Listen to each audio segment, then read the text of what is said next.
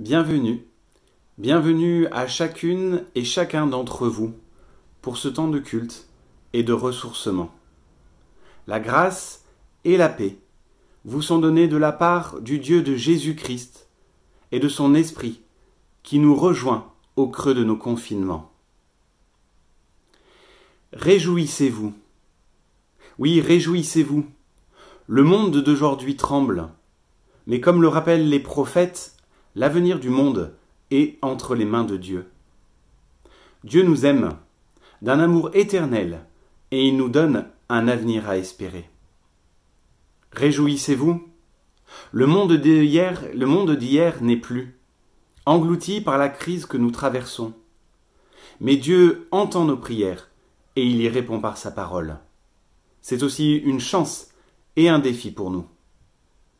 Réjouissons-nous. Le monde de demain sera autre. Du moins pouvons-nous l'espérer et nous y engager avec persévérance et détermination pour plus de justice et de fraternité.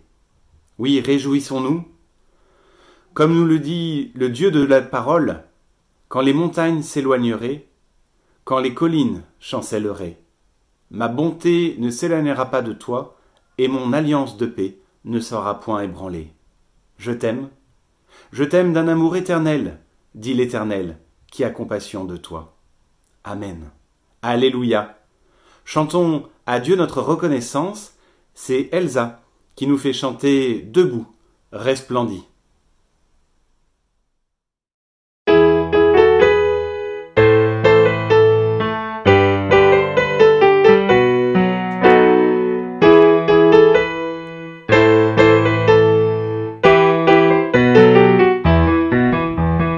Debout resplendis, car voici ta lumière, et sur toi la gloire du Seigneur. Debout resplendis, car voici ta lumière, et sur toi la gloire du Seigneur. Relève les yeux et regarde au loin, que ton cœur tressaille d'allégresse, car voici tes fils qui reviennent vers toi, et tes filles portées sur la hanche. Jérusalem, Jérusalem, quitte ta robe de tristesse. Jérusalem, Jérusalem, chante et danse pour ton Dieu. Toutes les nations marchent vers ta lumière, sur les rois se lève ta clarté. Toutes les nations marchent vers ta lumière, sur les rois se lève ta clarté. De nombreux troupeaux te seront offerts, les trésors des mers afflueront vers toi. Ils viendront des phares de Saba de Kédar, faisant monter vers toi la louange. Jérusalem, Jérusalem, quitte ta robe de tristesse. Jérusalem, Jérusalem, chante et danse pour ton Dieu. Les fils étrangers bâtiront tes murailles, et leurs rois franchiront tes portails. Les fils d'étrangers bâtiront tes murailles et leurs rois franchiront tes portails. Je ferai de toi un sujet de joie, on t'appellera ville du Seigneur. Les jours de ton deuil seront tous accomplis et sur toi resplendira ma gloire. Jérusalem, Jérusalem, quitte tes robes de tristesse. Jérusalem, Jérusalem, chante et danse pour ton Dieu.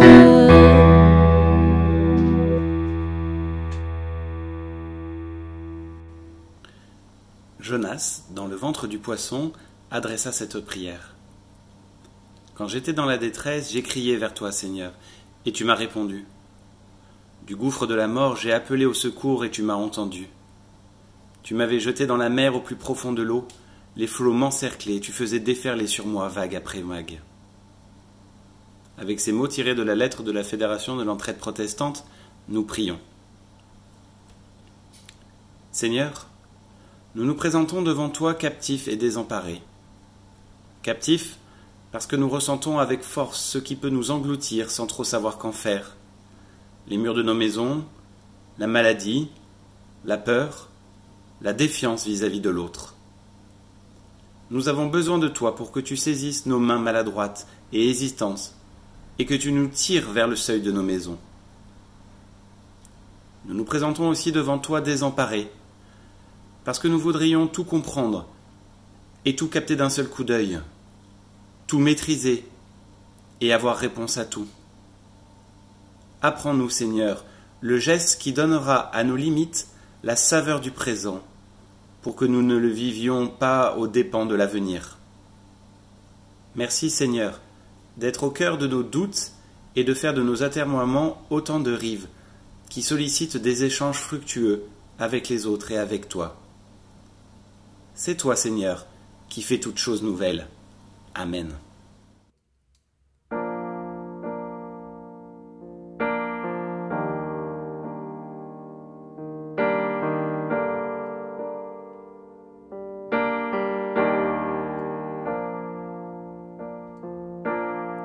Sous la pression, sous la tension, tu fais un vin nouveau. Je renonce à mes propres voies, tu traces un chemin nouveau. Alors je m'abandonne entre tes tendres mains. Quand j'ai confiance en toi, je n'ai rien à craindre. Fais de moi un vase, fais de moi une offrande, fais de moi ce que tu veux que je sois. Je n'ai rien à offrir, Jésus, tu m'as tout donné. Fais déborder ma vie d'un vin nouveau.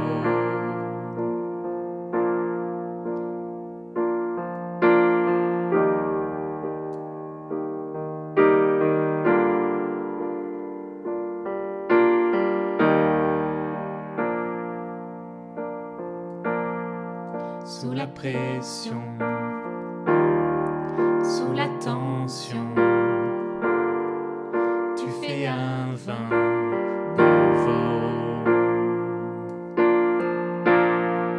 Je renonce à mes propres voies, tu traces un chemin nouveau. Alors je m'abandonne entre tes tendres mains. Quand j'ai confiance en toi, je n'ai rien à craindre. Fais de moi un vase, fais de moi une offrande, fais de moi ce que tu veux que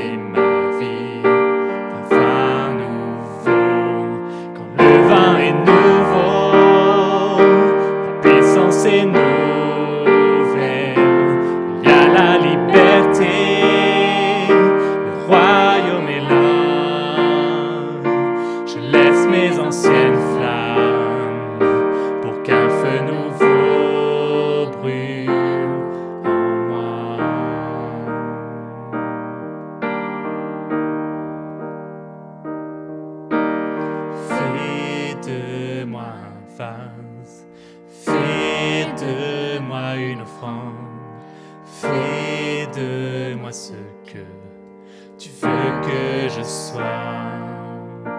Je n'ai rien à offrir. Jésus, tu m'as tout donné. Fais déborder ma vie d'un vin nouveau.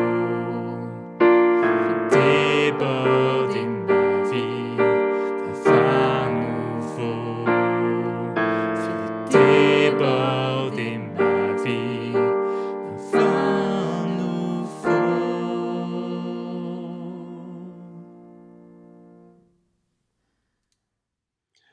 Avant de lire dans la Bible, prions. Seigneur Dieu, nous t'en prions que ton esprit, comme tu le promets, repose sur nous. C'est bientôt la fête de la Pentecôte, mais dès avant, nous avons besoin de ta présence sous la forme de ton esprit pour que ta parole devienne bonne nouvelle, que ta parole prenne sens très concrètement pour nous aujourd'hui dans les situations qui sont les nôtres. C'est au nom de Jésus-Christ que nous te prions. Amen. Alors je lirai dans le livre des Actes au chapitre 2, d'abord le verset 14, puis les versets 36 à 41. Pierre se leva avec les 11 autres apôtres. Il y avait donc les 12 du début, moins Judas, plus Matthias, et d'autres encore. Et ils venaient de recevoir l'Esprit Saint, descendu sur tous sous la forme de langues de feu. Pierre se leva donc avec les 11 apôtres, et d'une voix forte, il s'adressa à la foule. « Vous, Juifs, et vous tous qui vivez à Jérusalem, écoutez attentivement mes paroles et comprenez bien ce qui se passe. » Puis Pierre fait un long discours qui se termine ainsi, versets 36 à 41. « Tout le peuple d'Israël doit donc le savoir avec certitude. Dieu l'a fait Seigneur et Christ, ce Jésus que vous avez crucifié. » Les auditeurs furent profondément bouleversés par ces paroles. Ils demandèrent à Pierre et aux autres apôtres, « Frères, que devons-nous faire ?» Pierre leur répondit, « Changez de vie et que chacun de vous soit baptisé au nom de Jésus-Christ pour que vos péchés vous soient pardonnés. Vous recevrez alors le don de l'Esprit Saint. Car la promesse de Dieu a été faite pour vous et pour vos enfants, ainsi que pour tous ceux qui vivent au loin, tous ceux que le Seigneur Dieu appellera. » Pierre leur adressait encore beaucoup d'autres paroles pour les convaincre et les encourager, et il disait « Acceptez le salut pour n'avoir pas le sort de ces gens perdus. » Un grand nombre d'entre eux acceptèrent les paroles de Pierre et furent baptisés. Ce jour-là, environ 3000 personnes s'ajoutèrent au groupe des croyants. Dur ces paroles de Pierre, un vrai discours bien dur, un vrai discours difficile et impossible peut-être pour certains à entendre. Je reprends, tout le peuple d'Israël doit donc le savoir avec certitude, Dieu l'a fait Seigneur et Christ, ce Jésus que vous avez crucifié. Peut-être, pour comprendre, pouvons-nous imaginer que Pierre se vengerait, qu'il essayerait de crucifier ceux qui se sont moqués de tous ces hommes et femmes qui ont reçu l'Esprit Saint ce jour-là, le jour de Pentecôte, sous la forme de langue de feu.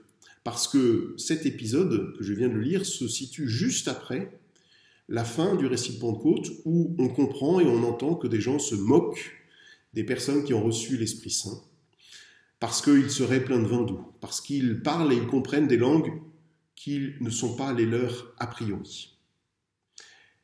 Mais si Pierre agissait ainsi, il serait bien lâche et il se comporterait de manière bien basse. Parce que lui, Pierre, il a trahi sa parole de toujours suivre Jésus. Et même, il l'a renié publiquement 3 fois. On ne peut pas dire en lisant ce texte que Pierre soit vraiment quelqu'un de fin et dit diplomate, ni comme homme, ni comme disciple. Et en plus, songez, c'est la première prédication de l'histoire de l'Église. Et si vous ou moi, on avait entendu une telle prédication la première fois que nous sommes venus à l'Église, sans doute qu'on n'y aurait jamais remis les pieds. à entendre de telles paroles, le moins qu'on puisse dire, c'est qu'on aurait envie de partir le plus vite possible. Mais voilà que dans cette histoire, tout se complique et tout devient paradoxal. Parce que j'entends avec vous la fin du texte, qui dit ceci. Un grand nombre d'entre eux, un grand nombre des personnes qui se sont fait secouer par Pierre, acceptèrent les paroles qu'il disait et furent baptisés. Ce jour-là, environ 3000 personnes s'ajoutèrent au groupe des croyants. On a donc un prédicateur qui secoue violemment ses auditeurs, et c'est même tellement violent que un terme a été spécialement utilisé par l'auteur des Actes, sans doute Luc, pour dire cette secousse. Littéralement, eh bien, Pierre a piqué leur cœur. Littéralement, il a donné un grand coup dans leur cœur. Littéralement, il les a, je ne sais pas ce qu'il faut dire, scotchés, diraient les plus jeunes d'entre nous. Et comme si cela ne suffisait pas, à la question de savoir ce qu'ils doivent faire, maintenant qu'ils ont accepté de suivre ce que disait Pierre, eh bien Pierre leur assène comme un coup de grâce. Il leur dit « changez de vie et que chacun de vous soit baptisé ». Alors ça aussi, pour nous, ça dépasse vraiment l'entendement. D'abord, on se fait remonter les bretelles, ensuite on se fait culpabiliser, ensuite on a en guise de préparation de baptême 3 mots.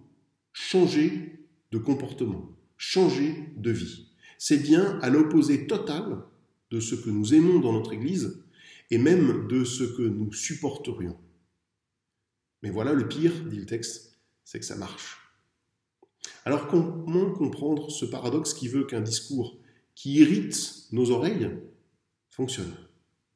Pour le dire autrement, comment répondre et comment comprendre la réponse de Pierre à la question de ces hommes qui l'ont entendu les secouer? Frères, disent ces hommes et ces femmes, frères, que devons-nous faire? La première chose que je voudrais dire, c'est que il serait trop simple de tout envoyer promener, au prétexte que, eh bien, ces paroles de Pierre sont insupportables, de dire, eh bien, je ne vais plus les lire, elles sont datées, elles sont de 2000 ans, aujourd'hui on ne parle plus comme ça, et circuler, il n'y a rien à voir. La tentation est là, la tentation est grande, mais le texte est là aussi. Et je crois qu'il nous invite à écouter Pierre attentivement. Que devons-nous faire? Nous qui sommes secoués par ces paroles, sans doute, mais qui sommes tout aussi secoués par ce qui se passe en ce moment dans notre vie personnelle, dans notre vie collective, dans notre vie, dans notre pays, mais aussi dans nos églises. Que devons-nous faire? Cette question est, je crois, bien la nôtre. Alors, pour essayer d'avancer, je vous propose de regarder la réponse que Pierre donne et qu'on peut traduire de plusieurs manières. Dans le texte que j'ai lu, il y a marqué « changer de vie ». Mais on pourrait entendre aussi « repentez-vous ». On pourrait entendre « convertissez-vous ». On pourrait entendre « changer de comportement ». On pourrait entendre « remettez-vous en cause ». On pourrait entendre également « changer radicalement ». On pourrait entendre tellement d'autres choses. Et sans doute que nous ne sommes pas très familiers ni très à l'aise avec ce genre de vocabulaire. Repentez-vous, convertissez-vous, changez radicalement, etc., etc. Je vous invite alors à l'approfondir un peu.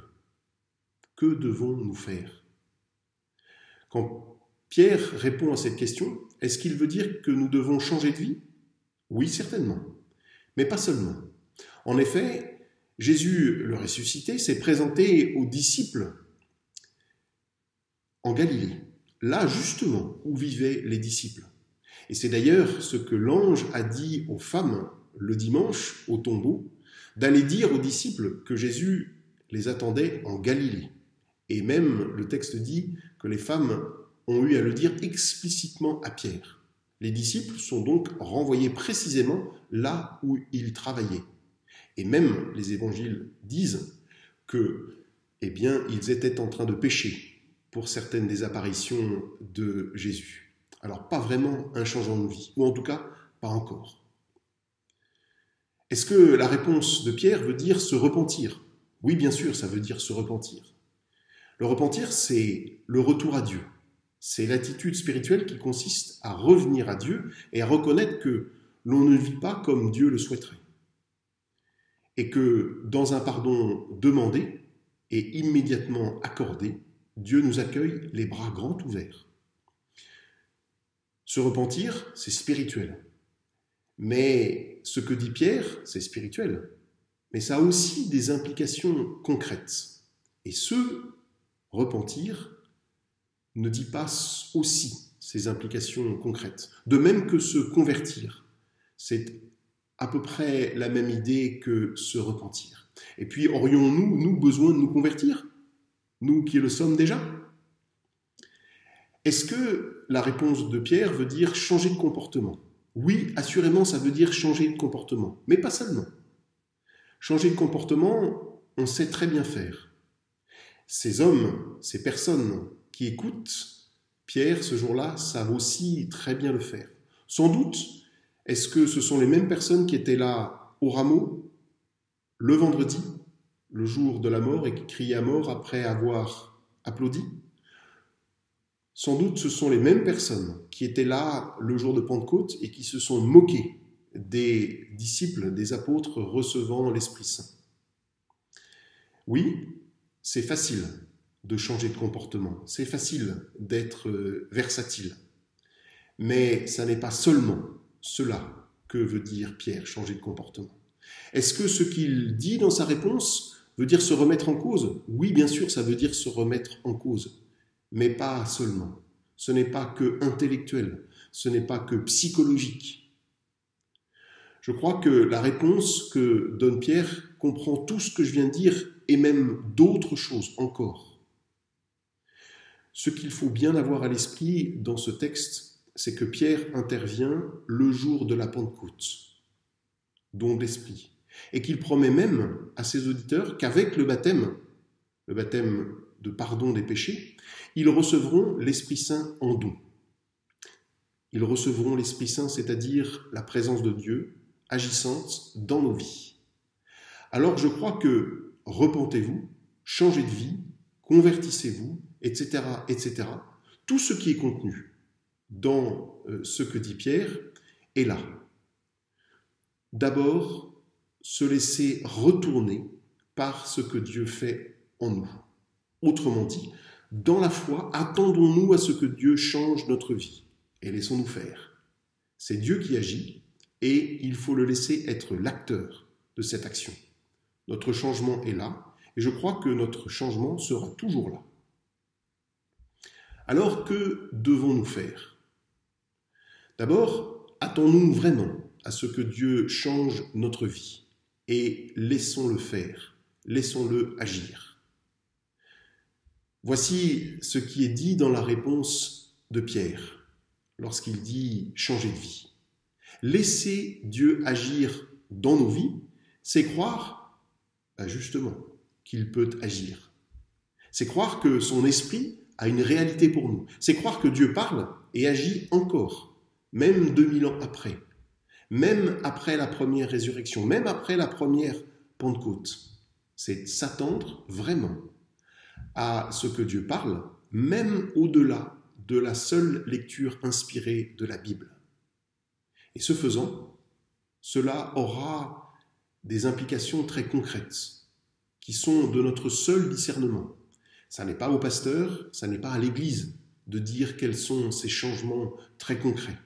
C'est à chacun d'entre nous d'en faire l'expérience et de les discerner. Mais je crois que 3 éléments apparaissent à la lecture de ce texte comme suite de ce Dieu qui intervient dans nos vies. D'abord, si nous laissons Dieu agir, nos comportements, évidemment, et nos actes vont changer. Et des choses improbables vont se produire. Le récit de la Pentecôte dit que chacune des personnes ayant reçu le Saint-Esprit voit les autres parler des merveilles que Dieu fait chez elles. Et puis, souvenons-nous aussi que juste après ce texte, juste après, au verset 42, il nous est décrit comment vivaient les premiers chrétiens. Prière, partage du pain, partage des biens, être ensemble. Et en plus, le tout dans la joie. Oui, laisser Dieu agir en nous produit et va produire des choses incroyables et des choses qui parfois dépassent l'entendement. Ensuite, souvent, les paroles et les gestes qui naîtront en nous seront à contre-courant du monde et de la société. Se convertir, se retourner, changer, c'est aussi très souvent remonter le courant. Parfois on se moquera de nous, parfois on nous prendra pour des fous. Comment seront reçues nos paroles? Comment seront reçus nos gestes?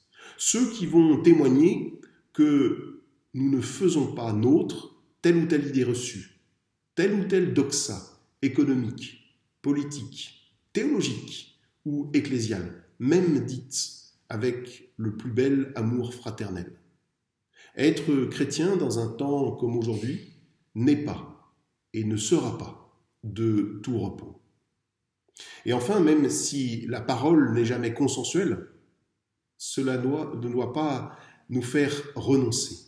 Car en écoutant le texte, on comprend que les auditeurs de Pierre ont une immense soif de l'Évangile, puisque même bousculés, même chahutés, ils sont prêts à croire. Ils sont prêts, dit le texte, à ne pas être comme ces gens perdus. Et je pense qu'il en est de même pour nos contemporains. Beaucoup ne demandent qu'à découvrir cette bonne nouvelle du Christ ressuscité. Avec l'aide de Dieu, avec l'aide de son esprit, je suis persuadé que nous trouverons les moyens de leur parler et de les servir, pour qu'à leur tour, ils le rencontrent lui et lui seul. Cherchons ce que nous devons faire. Demandons à Dieu de nous inspirer et attendons-nous, vraiment, à ce qu'il agisse en nous et par nous. Cette promesse, faite à partir de ce texte, aujourd'hui et pour nous, elle est vraie aussi pour chaque jour de notre vie. Amen.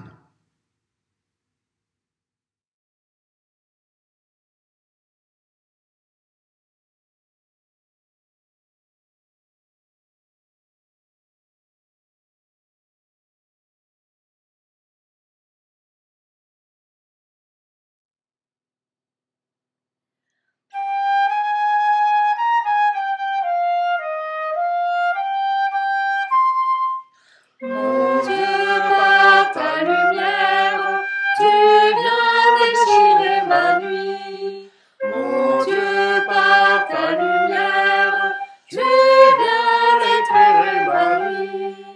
Mon Dieu, par ta lumière, tu me rends la liberté. Ma vie s'ouvre sur un chemin de clarté.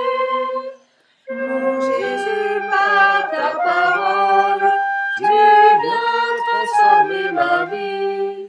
Jésus, par ta parole, tu viens mettre en moi ta vie. Jésus, par ta parole, tu me rends ma dignité. C'est toi, Seigneur, que désormais je suivrai. Esprit, par ta puissance, tu viens pour me fortifier. Esprit, par ta puissance, tu m'appelles à partager. Esprit, par ta puissance, tu viens me rassembler. Du Christ, tu nous fais témoins et messagers.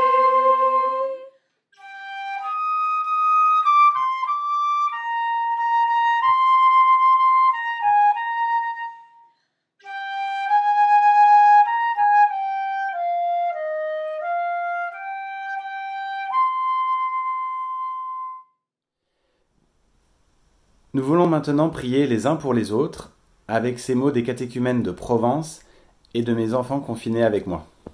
Seigneur, nous te prions pour toutes les personnes seules pendant cette période particulière. Aide-les à trouver le temps moins long ou encore à ne pas s'ennuyer. Aujourd'hui, nous te confions les personnes âgées dans les EHPAD ou ailleurs, qui ne peuvent pas voir leur famille et se retrouvent malheureusement elles aussi seules. Nous te confions les personnes malades, aide-les à guérir vite. Nous te confions les personnes qui ont perdu leur emploi ou qui se sont menacées. Aide-les à trouver cette période moins pénible et à trouver un emploi rapidement. Nous prions pour tout le monde, jeunes et adultes, afin que ce temps ne soit qu'un mauvais souvenir. Je veux te prier, mon Dieu, pour mes amis à l'école et ma maîtresse que j'espère retrouver bientôt. Je veux te prier, Seigneur, pour qu'après le confinement, nous continuions à aider la terre à mieux respirer. Et ensemble, nous voulons te confier ces mots que Jésus nous a appris.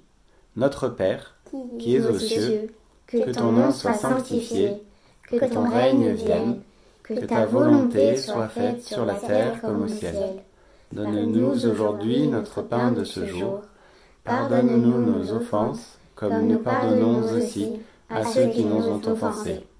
Ne nous laisse pas entrer en tentation, mais délivre-nous du mal, car c'est à toi qu'appartiennent le règne, la puissance et la gloire, pour les siècles des siècles. Amen. Amen. Le Seigneur vous bénit et vous garde. Comme Jonas, il est à vos côtés dans le confinement, au creux de vos confinements. Que la grâce de Dieu soit sur vous. Amen.